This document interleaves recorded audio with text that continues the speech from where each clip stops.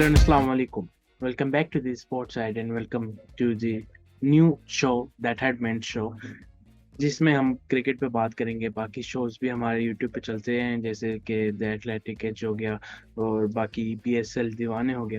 लेकिन इस शो में हम स्पेसिफिकली बात करेंगे क्रिकेट के ऊपर और जो पीएसएल के अलावा या फुटबॉल के अलावा जो भी क्रिकेट हो रही होगी उसकी बात हम इस शो पे करेंगे। तो आज पहले एपिसोड में हमारे साथ मौजूद हैं हमारे को होस्ट मोहम्मद हसनैन। कैसे हैं हसनैन? मैं ठीक हूँ। आप सुनाए, आपका क्या हाल है? अल्हम्दुलिल्लाह। तो आज हम बात करेंगे जैसे कि सबको मालूम है कि पाकिस्तान वर्सेस ऑस्ट्रेलिया की टेस्ट सीरीज का आगाज़ कल से हो चुका था और पाकिस्तान आज डे 2 का इख्तिताम हुआ जिसमें पाकिस्तान ने अच्छी बैटिंग, ओपनर्स ने एक अच्छी बैटिंग का हम कह सकते हैं कि शो की। जो अगर हम पिछले टूर्स की बात करें और इस टूर की बात करें तो हमें एक एग्रेसिव अप्रोच भी नज़र आई दिन के आखिर में। स्टार्ट में तो इतनी नहीं थी। तो 132 पे 2 आउट है पाकिस्तान के। इस वक्त पाकिस्तान की ट्रेल 355 रन है और ऑस्ट्रेलिया ने 487 बनाए थे, जिसमें से आज अगर हम हाईलाइट देखें तो हमारे बॉलर की आमिर जमाल की थी जिसने 6 विकेट्स ली हैं, जो कि 14th पाकिस्तानी और second in Australia I guess. तो इस पे हसनैन क्या कहेंगे?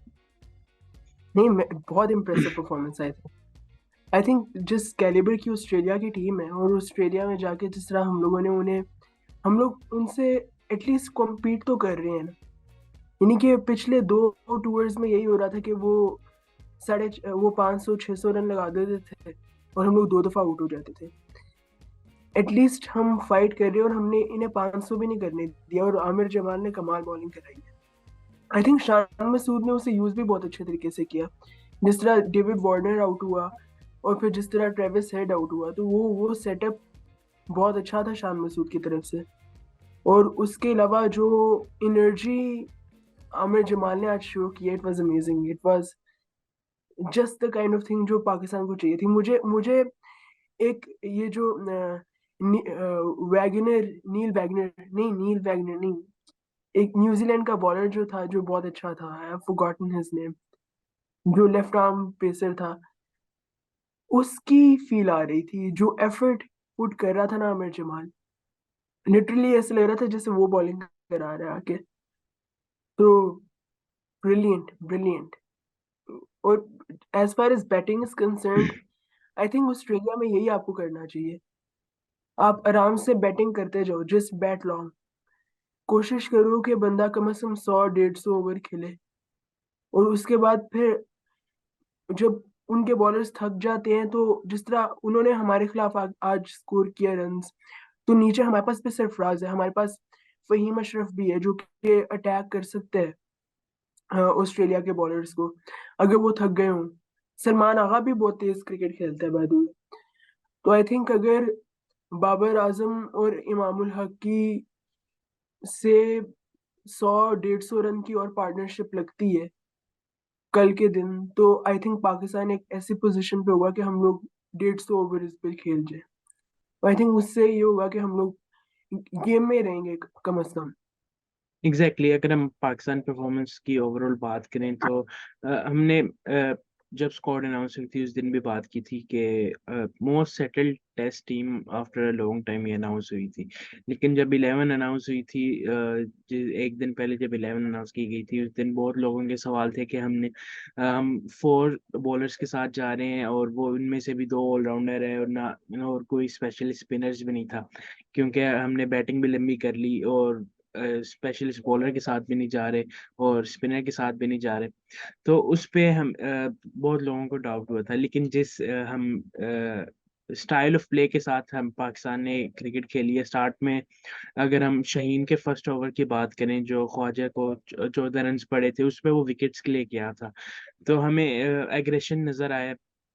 और फिर आगे बात करें आमिर जमाल की, तो आमिर जमाल के अगर हम स्पेल को अगर हम डिफाइन कर सकें तो वो उसका है रिजल्ट है उसकी कायद आजम ट्रॉफी की परफॉर्मेंस का। जिस तरह उसने फ्लैट ट्रैक्स पे उसने विकेट्स ली हुई हैं, तो वो एक्सपीरियंस वहां से आया। और हमें नजर बिल्कुल फील नहीं हुआ कि खुर्रम शहजाद और आमिर जमाल डेब्यू करे थे, और डेब्यू पे जिस तरह इन दोनों ने बॉलिंग की है, इस पे हमें इन दोनों के लिए बहुत दाद देनी चाहिए, इन दोनों बॉलर्स को। साथ बिल्कुल। में उस तरीके से फ़हीम अशरफ और शाहीन अफरीदी की रिदम नहीं आई, क्योंकि अगर शाहीन अफरीदी पे भी एक डिबेट है कि शाहीन अफरीदी की पेस उस तरह से नहीं है, 129 पे बॉल कर रहा है, एक साल हो गए। इन ये इफेक्ट कुछ लोग कह रहे हैं कि इंजरी की वजह से भी है, लेकिन अगर हम देखें इंजरी के बाद जब वो आया था वर्ल्ड कप में, तब भी उसकी पेस थी, लेकिन उसके बाद अब पेस उसका कम हो जाना, ये भी एक इफेक्ट है। तो इस पे क्या कहोगे? ये मेरा ख्याल है कि शाहीन अफरीदी को रेस्ट चाहिए। आई थिंक शाहीन अफरीदी को ट्रूली रेस्ट चाहिए, क्योंकि वो बहुत ज्यादा क्रिकेट खेल रहा है और खेलता चला जा रहा है। आई थिंक उसे 2-3 महीने का रेस्ट चाहिए वर्ल्ड कप से पहले। और अब इन्होंने उसे कैप्टन भी बना दिया T20 साइड का, तो उसने वाइस PSL भी कैप्टन भी बना खेलनी है। दिया टेस्ट का। हाँ, तो उसने PSL भी खेलनी है, उसने T20s भी खेलनी है। तो आई थिंक उसे रेस्ट चाहिए। उसे उसे किसी तरीके से मैनेज करें कि उसे कम से कम 1 महीने या 1.5 महीने का रेस्ट दें उसे, क्योंकि वो वाकई में स्ट्रगल कर रहा है। और आई थिंक वो रेस्ट से वापस आएगा ना, तो आई थिंक वो वापस अपने पीक पर आ जाएगा।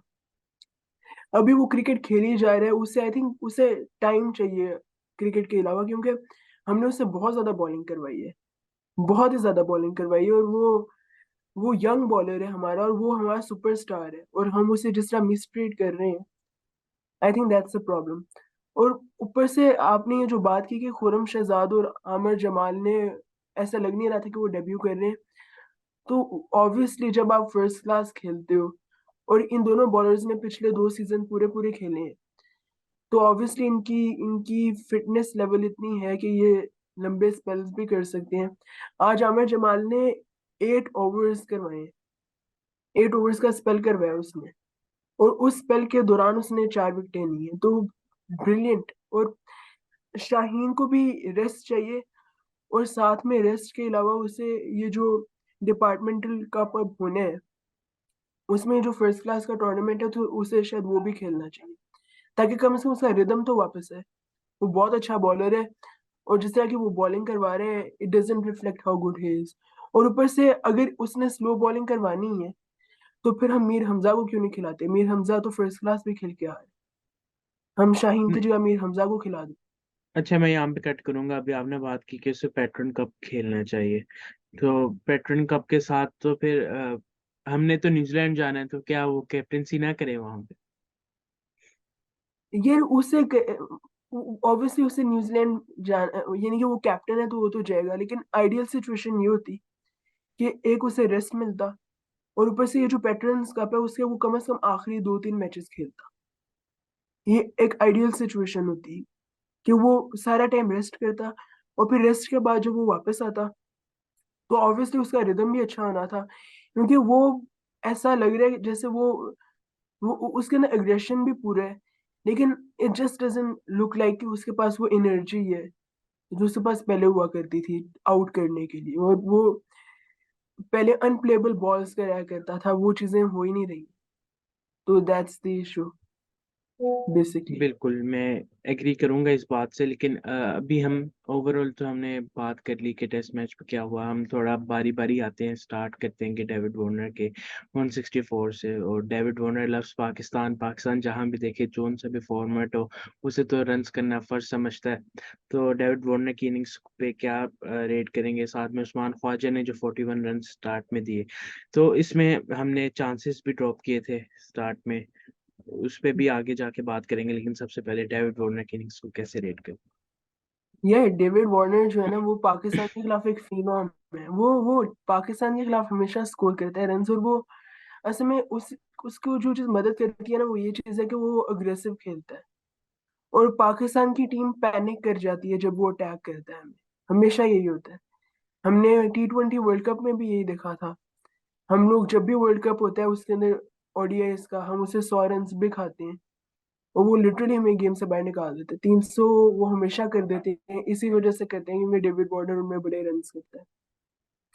और टेस्ट मैचेस में भी वो, स्पेशली ऑस्ट्रेलिया के अंदर, पाकिस्तान के खिलाफ तो उसका बहुत अच्छा रिकॉर्ड है, और वो उसके लिए आसान हो जाती है क्रिकेट जब वो पाकिस्तान के खिलाफ खेलता है। प्लस उसके पास वो फायर भी है ना, वो मिचेल जॉनसन कि पूरी ये जो हो रही थी कि इसने मुझे गंदा टेक्स्ट मैसेज सेंड किया, और उसके बाद फिर जो है मिचेल जॉनसन को बेसिकली ये अच्छी बात नहीं लगती कि डेविड वार्नर को इतना रिगार्ड करके वो फेयरवेल देंगे। और वो सारे पॉइंट के बाद उसने जो सॉ किया है, तो उसका वो एक आंसर था मिचेल जॉनसन को कि यार, आई एम डेविड वार्नर।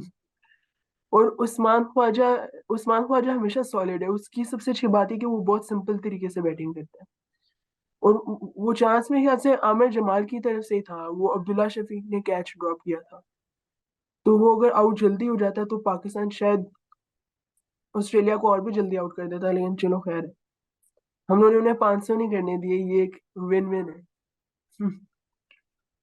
हमारे लिए 500 हम, अगर हम स्टार्ट के फर्स्ट सेशन की बात करें तो 600 तो करीब लग रहा था। 600 लग रहा हमने था ना। हमने 600 नहीं करने दिया, ये हमारे लिए विन विन है। हाँ। अच्छा, तो बात करते हैं कि हम कैचेस की, तो हमने ड्रॉप बात की, Abdullah Shafique easy catch drop किया गया। शायद मेरे ख्याल से ये कंपटीशन था कि उसामा मीर ने ज्यादा इजी कैच ड्रॉप करना था या मैंने करना था, जो हमने कैच ड्रॉप किए।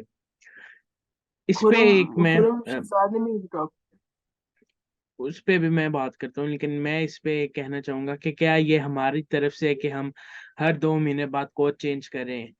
अब्दुल मजीद को लाया गया, पहले ब्रैडबर्न थे, हेड कोच भी थे, फील्डिंग कोच भी थे, लेकिन इसके बाद मैनेजमेंट चेंज कर देना, कोचेस चेंज कर देना, फिर उसके बाद हमारी फील्डिंग, अगर हम एक साल पहले जाएं, हमारी फील्डिंग बहुत अच्छी थी। लास्ट सीरीज ले लो, अगर श्रीलंका वाली सीरीज, हमारी फील्डिंग उसमें बहुत कमाल थी। लेकिन अब इन मैचेस पे आना, इस फील्डिंग देखना, और easy catches, easy easy chances होना कि आपने दूर जाके आपने कैच पकड़ना हो या डाइव मार के पकड़ना हो, तो वो अलग बात है। लेकिन हाथ में आया कैच ड्रॉप कर देना, ये क्या माइंडसेट है या कोई प्रेशर है? और सरफराज अहमद पे भी बात करेंगे, कीपिंग पे, कि जो स्टम्प्स हुआ था, जो बहुत लोगों का कहना था, कमेंटेटर्स का भी कहना था, गिलक्रिस्ट का भी ये कहना था कि वो इजी स्टंप नहीं था। तो उस पे क्या कर। यार, सबसे पहले तो मैं ये कहूंगा कि पाकिस्तान की fielding generally last few years में अच्छी है। जब का मिकी आर्थर का दौर है ना, मेरा ख्याल है तब से पाकिस्तान की फील्डिंग काफी बेहतर हो गई है। लेकिन हम लोग, अच्छा, हमने एक और भी चीज देखी है कि हम लोग मुश्किल कैचेस पकड़ लेते हैं लेकिन आसान कैचेस ड्रॉप कर लेते हैं। और श्रीलंका वाले ये जो सीरीज थी ना, उसमें तो हम लोगों ने बहुत अच्छी फील्डिंग की थी, बहुत अच्छी कैचिंग भी की थी। मेरे ख्याल से ऑस्ट्रेलिया के अंदर एनवायरनमेंट शायद फर्क होती है, या कोई मसला होता है कि ऑस्ट्रेलिया में आके हमारी फील्डिंग हमेशा ही खराब हो जाती है। वैसे ऑस्ट्रेलिया हम में अच्छी आके नहीं, फील्डिंग ऑस्ट्रेलिया करते के आ रहे हैं। अगेंस्ट। हाँ, ऑस्ट्रेलिया की गेंद तो खराब होती है, लेकिन ऑस्ट्रेलिया में आके भी खराब हो जाती है। तो आई थिंक इट्स जस्ट के हम लोग शायद कॉन्फिडेंट नहीं रहते ऑस्ट्रेलिया के खिलाफ। लेकिन आज जो आमिर जमाल ने स्पेल किया ना, वो एक इंस्पिरेशनल स्पेल था लिटरली। तो आई थिंक उसके बाद टीम को थोड़ा बहुत कॉन्फिडेंस तो मिला होगा कि हम लोग कम्पीट तो कर सकते हैं, एटलीस्ट हम फाइट तो कर सकते हैं। और सरफराज जो है वो वेटरन है। उस उसकी विकेट कीपिंग इतनी अच्छी नहीं है आजकल। उसने न्यूजीलैंड के खिलाफ जितने कैचेस ड्रॉप किए थे, कि वो सारे कैचेस ले लेता तो हम लोग वो सीरीज जीत सकते थे। अच्छा, इस ये सबसे मेरा पहले एक ख्याल है, बात मैं क्योंकि कहना चाहूंगा। Sarfaraz Ahmed best captain of Pakistan, 2000 हमें अंडर 19 वर्ल्ड कप जितवाया, चैंपियन ट्रॉफी जितवाई, जो कि हम भूल नहीं सकते। बहुत अच्छा कैप्टन, T20 सीरीज में बहुत अच्छी कैप्टनसी की। अभी उस पे बात करने का मकसद ये नहीं है कि हम कह रहे हैं कि वो प्लेयर अच्छा नहीं है, प्लेयर बहुत अच्छा है, लेकिन अब उसका टाइम नहीं नहीं है। नहीं। अब हाँ। उसके रिफ्लेक्सेस उस तरह हाँ, के शार्प नहीं है। तो ये बिल्कुल। हमारी बात से ये मतलब नहीं लेना चाहिए कि हम कह रहे हैं कि सरफराज अच्छा नहीं है और रिजवान अच्छा है, ना हम कोई नहीं एजेंडा चला रहे हैं। एक मेन बेसिक बात करना चाह रहे हैं कि सरफराज उस तरी अगर हम कंपेयर करें रिजवान से, तो Rizwan should be the first choice wicket keeper. Batsman की बात नहीं की, क्योंकि बैटिंग में सरफराज भी रन्स कर रहा है और रिजवान भी उस तरह से रन्स कर रहा हाँ, और वैसे भी इनकी प्राइमरी जॉब जो है वो विकेट कीपिंग है, बैटिंग है। नहीं है। यस। और ये जो टेस्ट क्रिकेट विकेट में कीपर्स होते हैं विकेट वो- keeper as a wicket keeper ही खेलता है, जो कि ऑलराउंडर के बाद हाँ। ही आता है अक्सर बैटिंग पे भी। हाँ, तो रिजवान का ना होना टीम में डेफिनेटली इट्स समथिंग दैट। लेकिन एक बात ये भी है कि रिजवान की भी wicket keeping Pakistan versus Australia के जब टेस्ट टूर था, जब ऑस्ट्रेलिया पाकिस्तान गया था, तब इतनी अच्छी नहीं थी, रिजवान ने भी काफी मिस्टेक्स की थी। लेकिन हमें ओवरऑल तो पता है ना कि रिजवान कंपैरेटिवली एक बेहतर कीपर है, सरफराज है। तो जब इस तरह का टूर हो जिसके अंदर बाउंस ज्यादा हो, उसमें आपको रिजवान को ही प्रेफर करना चाहिए सरफराज के ऊपर। और हो सकता है कि हम गलत हो सकता है कि Sarfaraz come the next innings बहुत अच्छे कैचेस भी पकड़े और साथ में रन्स भी कर दे, हमें नहीं नहीं, पता। अगर हम कर ओवरऑल सकता है। की बात करें विकेट कीपिंग की, इस मैच में इतनी बुरी नहीं की उस स्टम्प्स के अलावा। हाँ नहीं, बिल्कुल बिल्कुल नहीं। अ, और एक था वो भी राशिद। काफी मुश्किल स्टंपिंग थी। हाँ, राशिद लतीफ ने एक ट्वीट भी किया था कि एक शानदार जो उसने डिफेंड किया था, जो बाइस का चौका जाने लगा था। तो हम्म। मेरे ख्याल से अगर हम ओवरऑल देखें तो सरफराज की इतनी बुरी नहीं है, लेकिन बात करने का मकसद ये है कि क्या इस वक्त वो फर्स्ट चॉइस विकेट कीपर हैं हमारी टीम के नहीं। ये असल में मुझे लगता है कि टीम मैनेजमेंट ने ना एक बहुत सेफ फैसला किया है। उन्होंने ये फैसला किया कि सरफराज खेलता आ रहा है टीम के साथ, ये हमारी फर्स्ट चॉइस विकेट कीपर होगा। उन्होंने और कोर्सेज हमारी टीम का ये कोर्सेज भी है ना, जब वहां आपने अनाउंस की थी कि हमने डोमेस्टिक वालों को देना है, तो डोमेस्टिक में प्लेयर ऑफ द टूर्नामेंट था कायद आजम ट्रॉफी का सरफराज अहमद। हाँ हाँ। तो ऑब्वियसली एक ये भी पॉइंट है, लेकिन फिर भी असल में ये जो ये पॉइंट है ना, सरफराज वर्सेस रिजवान, ये बहुत 50-50 मामला है। इसलिए आधे लोगों की बिल्कुल ही डिफरेंट राय होती है, आधे लोगों की बिल्कुल ही डिफरेंट राय होती है। लेकिन ऑब्वियसली अगर हम लोग देखें तो हर किसी की एक यही फीलिंग होती है कि रिजवान पर बेहतर कीपर है सरफराज से, और उस बेस के ऊपर रिजवान को खेलना चाहिए था। लेकिन ऑब्वियसली ये एक फीलिंग पे डिपेंडेंट है। ये जो टीम ने फैसला किया वो भी बुरा फैसला नहीं, मैं ये कह सकता हूँ। चलें आगे बढ़ते हैं, बात करते हैं शान मसूद की कैप्टनसी पे, जो हमें फील्डिंग में भी नजर आई है और बैटिंग में भी। जब अब्दुल्ला शफीक जो आउट हुआ, स्टार्ट में प्लान कुछ समझ नहीं आया कि दोनों डिफेंड पे जा रहे थे, फिर अब्दुल्ला शफीक ने अटैक किया, फिर अटैक करते हुए जो शॉट तो आउट हुआ। लेकिन फिर जैसे शान मसूद आया, फर्स्ट बॉल ऑलमोस्ट हमें लगा था आउट होने वाला, बच गया था। फिर अगली बॉल पे उसने निकल के चौका मारा, फिर उसके बाद एग्रेसिव दिखाया, फिर उसके बाद अच्छी बात ये लगी कि इमामुल हक भी उसके साथ स्टार्ट हो गया था, उसने भी एग्रेसिवनेस शो की थी। लेकिन ओवरऑल आप कितने मुतमईन हो शान मसूद की कैप्टनसी से? Shan Masood as a leader, I think उसने बहुत अच्छी जॉब की है। पाकिस्तान के अगर हम पिछले दो टूर्स देख लें ना ऑस्ट्रेलिया के अंदर, तो हम ये बात देखेंगे कि वो 500 600 तो करते ही हैं, साथ में उनके 2 या 3 आउट हुए होते हैं सिर्फ। और डेविड वार्नर 300 भी कर देता है। एटलीस्ट इस दफा ये हुआ कि हमने कम से कम पूरी 10 विकेटें तो ली हैं। तो I think that is a very important step, and it's a step in a right direction. और ऊपर से ये जो कमिटमेंट शो की है हमें आमिर जमाल ने और इमामुल हक ने और अब्दुल्ला शफीक ने, वो भी बहुत कमाल है। हमें उससे भी प्रेज करना चाहिए, क्योंकि ये नहीं कि मैं लीस्ट एक्सपेक्ट कर रहा था इमामुल हक से कि वो रन्स करेगा, लेकिन वो अभी तक बैटिंग कर रहा है।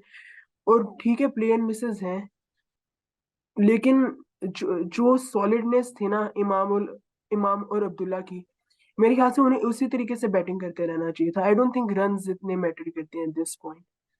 और शान की और दूसरी बात ये कि हम लोगों को कोशिश ये करनी है कि हम लोग मैक्सिमम टाइम बैट करें, क्योंकि ये टेस्ट मैच, पाकिस्तान की टीम को एक को लैप्स चाहिए बिल्कुल ही आउट होने की, बिल्कुल ही हम आउट हो जाएंगे।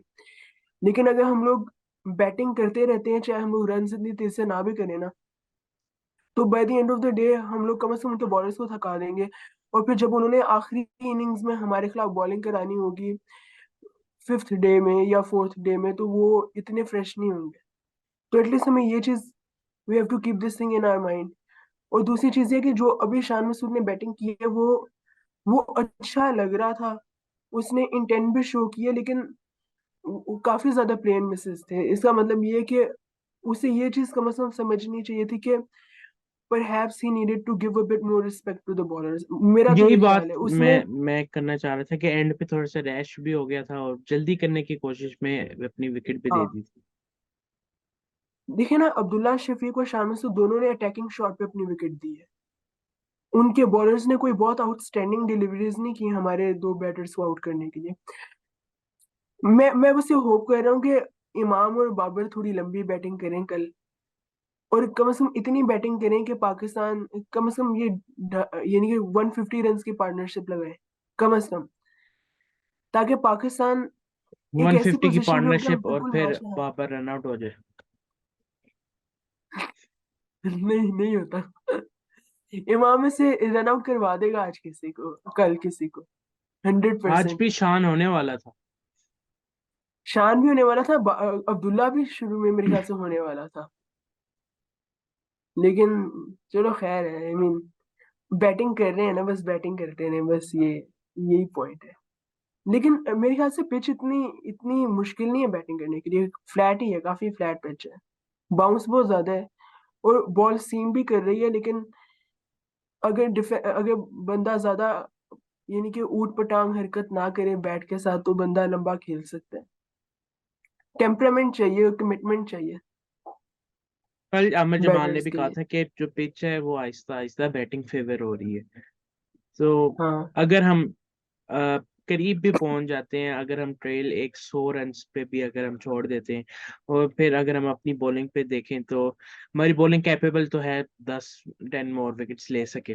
तो हमारे लिए ये विन विन सिचुएशन है अगर हम 20 विकेट्स ले लेते हैं और करीब भी अगर ये मैच एंड करते हैं, तो एक बहुत बड़ा पॉजिटिव है इस मैच से लेके हाँ जाने के लिए। आप क्या कहते हाँ हैं?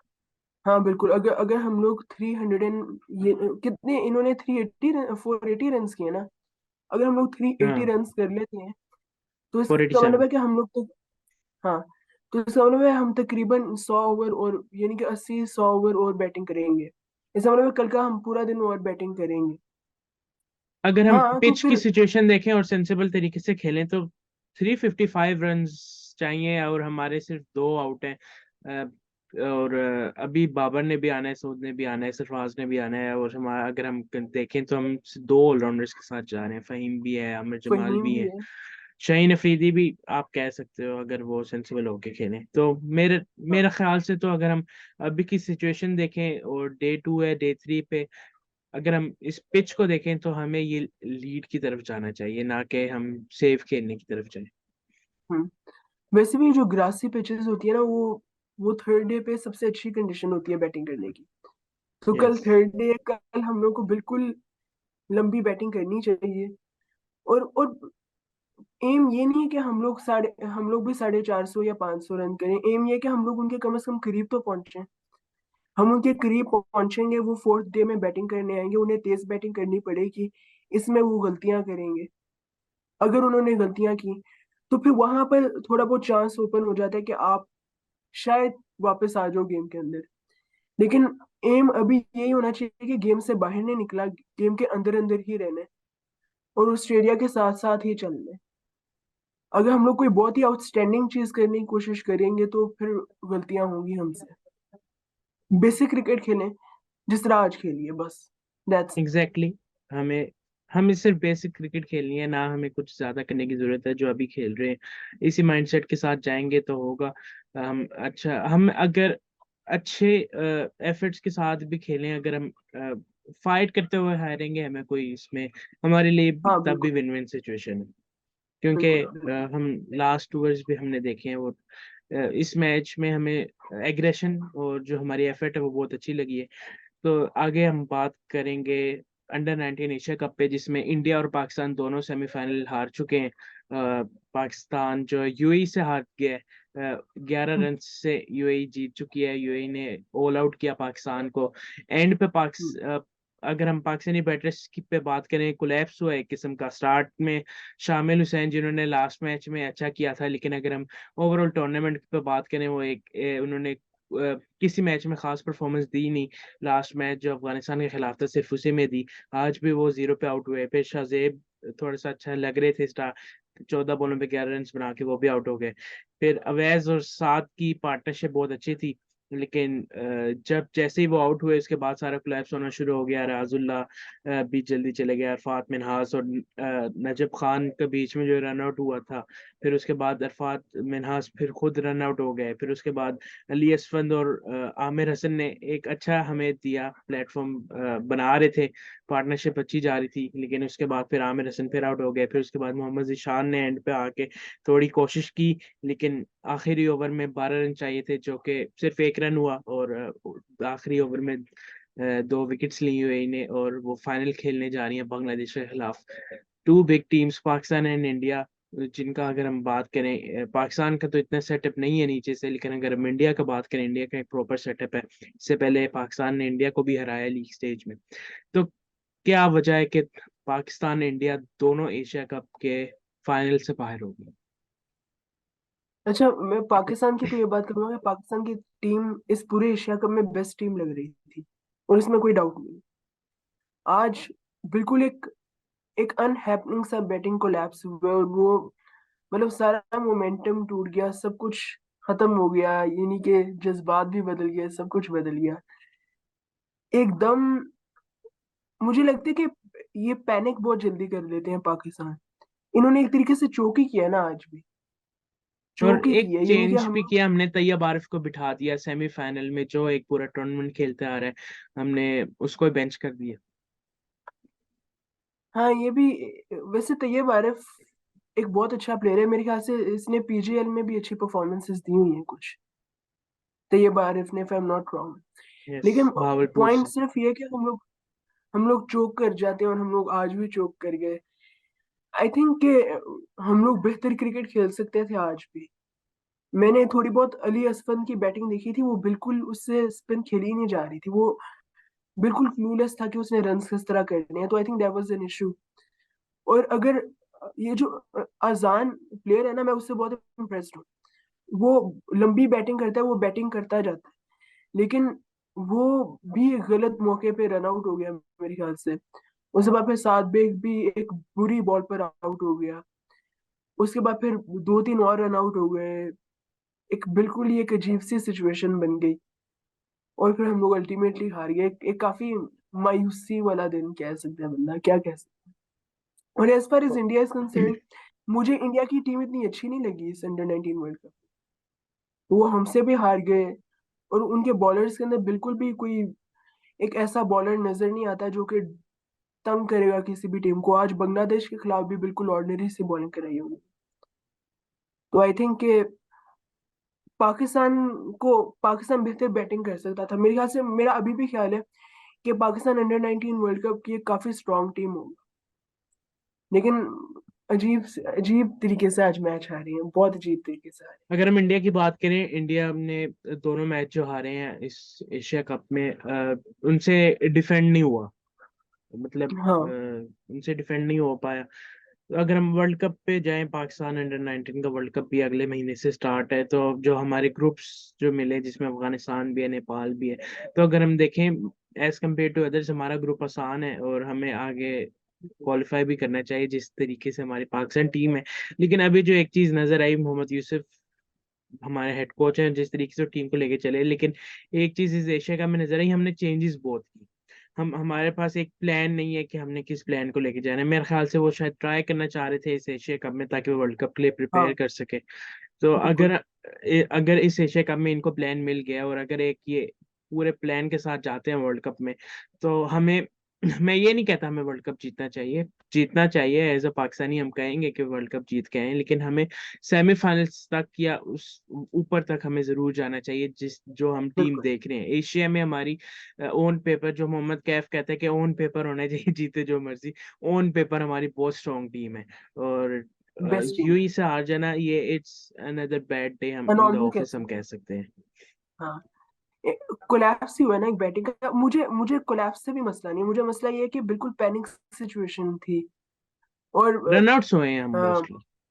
हाँ, रन आउट्स हुए ना, बिल्कुल बिल्कुल पैनिक हो गए हम लोग को समझ ही नहीं आ रही थी हो क्या रहा है एकदम। ये नहीं कि 3-4 ओवरों की स्पेस के अंदर 3 रन आउट हो गए, सब कुछ ही बदल गया। तो आई थिंक इन लोगों को अपनी रनिंग पहले इंप्रूव करनी चाहिए। अभी 1 महीने का टाइम है, अपनी कॉलिंग बेहतर करें, रनिंग थोड़ी सी इंप्रूव करें, ये एक वीकनेस है टीम की। उसके अलावा आई थिंक हम लोग बैटिंग भी अच्छी कर रहे हैं, बॉलिंग भी अच्छी कर रहे हैं। आई थिंक स्पिनर्स में हम लोग को एक रिस्ट स्पिनर लेके जाना चाहिए। हमारे पास एग्जैक्ट। दोनों दोनों लेफ्ट आर्म फिंगर स्पिनर्स हैं, वो एक ही तरीके के स्पिनर्स हैं। फैसल अकरम तो का क्या कौन सीन है? से, मेरे ख्याल से अभी तक वो अंडर 19 ही है, वो क्यों नहीं खेल सकता अंडर 19? हाँ उसे खिलाना चाहिए ना, वो खेल सकते हैं और अरफात मिन्हाज साथ में खेले। आपको अली असफन को खिलाने की ज्यादा जरूरत नहीं है, अरफात क्योंकि मिन्हाज बहुत फैसल अकरम की कैपेबल अगर हम स्पिनर है। बात करें ना, कि उसने पाकिस्तान के लिए किसी फॉर्मेट के लिए डेब्यू नहीं किया, टेस्ट के लिए तो किया नहीं है, तो फिर क्यों नहीं अंडर 19 खेल सकता? हाँ उसे खेलना चाहिए, वो बहुत प्रॉमिसिंग प्लेयर है। और अगर उसने पीएसएल में भी मेरे ख्याल से कोई मैच खेला है या नहीं खेला। पीएसएल नहीं, कराची की टीम के साथ था लेकिन खेला नहीं। इस साल किसी टीम में सिलेक्ट किया उसे। क्या बात कर रहे हो यार, शान मसूद के साथ ट्रेड हुई है उसकी। ओह ओह शिट। तो ये नहीं कि वो इस साल तो खेल जाएगा ना पीएसएल। तो पॉइंट ऑब्वियसली ये है अगर कि हम मुल्तान की बात करें तो मुल्तान के मर्जिंग में फैसल अकरम ही मेन हमें दिख रहा है कि जो 11 में हाँ, सेट हो सकता है। तो पॉइंट ये उसे लेके जाया जा सकता था। अंडर 19 वर्ल्ड कप में शायद उसे ले जाए। पीएसएल तब चल रहा होगा या नहीं, नहीं, मेरा नहीं ख्याल पीएसएल पीएसएल तब खत्म चल हो रहा होगा। जाए, पीएसएल स्टार्ट वर्ल्ड कप के बाद है। हाँ तो उसे लेके जाना चाहिए वर्ल्ड कप में बिल्कुल। फैसल अकरम और अरफात मिन्हास एक परफेक्ट कॉम्बिनेशन होगा बॉलिंग का। ये नहीं कि आपके पास एक एग्जैक्टली। बॉलर होगा, हाँ, जिसके पास वैरायटी होगी, ही कैन टेक। ये नहीं कि ये जो फैसल अकरम है, he can take the ball away from left handers, और अरफात मिन्हास जो है वो राइट हैंडर्स से बॉल अवे स्पिन करेगा, तो एक वैरायटी आ जाएगी अटैक में। आई थिंक एक अच्छी चले मूव होगी। चले एट द एंड हम बेस्ट ऑफ लक कहते हैं पाकिस्तान अंडर 19 टीम को, जो हुआ बस दुख तब होता कि जब इंडिया भी फाइनल के लिए क्वालिफाई कर जाता, लेकिन इंडिया भी पीछे रह गया, तो इट्स डजंट मैटर, बांग्लादेशी ही खेलें अपना हाँ फाइनल, हम वर्ल्ड कप पे फोकस करेंगे। तो best wishes for Pakistan under 19 team and Pakistan main team के कल इसी तरीके से आए, बस बेसिक खेलें, ज़्यादा उनको कुछ करने की ज़रूरत नहीं है। और साथ में हम आगे भी शो करेंगे पीएसएल पे, पीएसएल टीम्स रिव्यू करेंगे, पीएसएल दीवाने पे आप नज़रें जमाए रखें कि उन उसका एपिसोड कब आता है अगला। और आज एक लास्ट में ये बात करते हैं, अहमद शहजाद ने पीएसएल से ला ताल्लुकी का ऐलान कर दिया है और बरतरफ हो गए हैं कि मैं पीएसएल नहीं खेलना चाहूंगा, मेरे खिलाफ साजिश हो रही है, 6 टीम्स मिली हुई हैं, अब मैं पीएसएल नहीं खेल सकता, मैं हूँ डॉन ब्रैडमैन और आप लोगों ने मुझे इग्नोर किया है। तो इसी बात पे आज का शो, उम्मीद है आप सबको पसंद आया होगा। दैट हैडमैन शो का ये फर्स्ट एपिसोड था, इसके साथ अगले एपिसोड में फिर आपके साथ हाजिर होंगे, तब तक के लिए शेयर करें, सब्सक्राइब करें, लाइक करें, और फिर मुलाकात होगी, तब तक के लिए अल्लाह हाफिज।